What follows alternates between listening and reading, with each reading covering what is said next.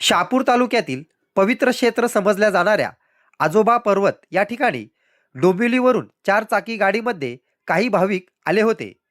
त्या ठिकाणी येऊन दर्शन घेऊन परत जात असताना डोळखाम भागातील साकुर्ली डेहेने रस्त्यावर कारने अचानक पेट घेतला।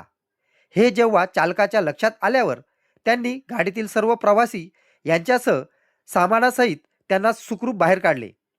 चालकाच्या या प्रसंग सावधानतेमुळे गाडीतील 6 प्रवासी बचावले असले तरी या घटनेमध्ये गाडी पूर्णपणे जळून खाक झाली आहे।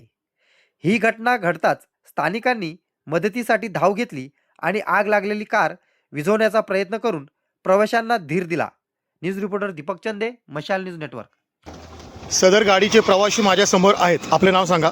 मी मालक आहे, गाडीचाच मालक आहे।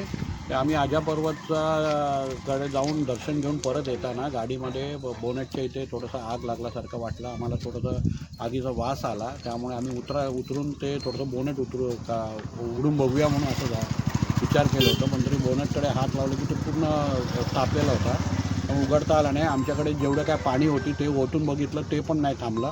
मग आम्ही सगळे त्या गाडीतून आम्ही 5-6 प्रवासी सगळे आपले सामान सगळे काढून जवळपास एक अर्धा किलोमीटर पुढे निघून गेलो आम्ही।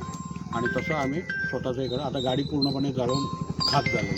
गाडीचा इन्शुरन्स वगैरे आहे हां। एकूण किती प्रवासी होते आपण? 6 लोक। 6 लोक। आपल्याला कुठे काही इजा वगैरे काही नाही, कोणाला काहीही झालं। आपल्याला काय मदत हवी यापुढे?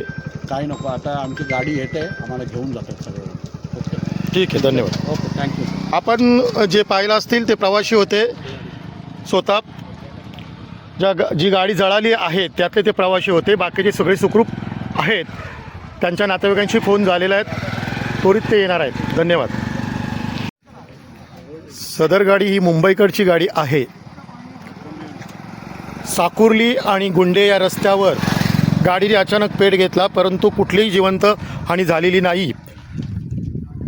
गाडी विझवण्याचा प्रयत्न केला, गाडीने पूर्ण साईडचं परिसर पण जळाला आहे। गावातले लोक खूप मदत करत आहेत, आग विझवण्याचा प्रयत्न करत आहेत। आम्ही स्वतः त्या ठिकाणी उपस्थित आहोत।